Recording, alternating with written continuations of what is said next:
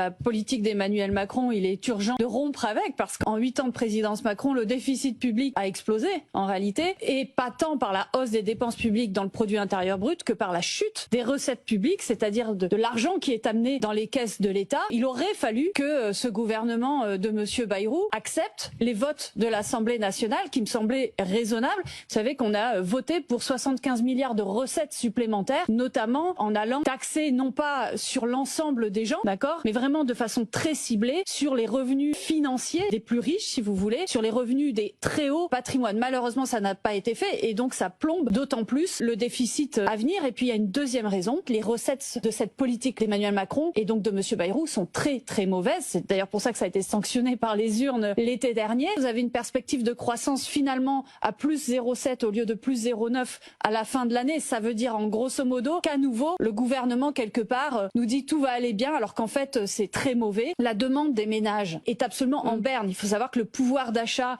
a fortement régressé en quelques années. Les salaires ont fortement régressé de 3 à 4% et donc la richesse s'est concentrée dans les revenus des hauts patrimoines et des revenus financiers. Et donc c'est ça qu'il faut aller taxer. Malheureusement on le fait pas. Comme la demande des ménages est tâtonne, et bien forcément la croissance ne repart pas. Il y a un record de défaillance d'entreprises. Il y a des plans de licenciement qui se multiplient, etc. Donc il faut vraiment sortir de cette logique d'économie libérale excessive et puis aller vers toute autre chose.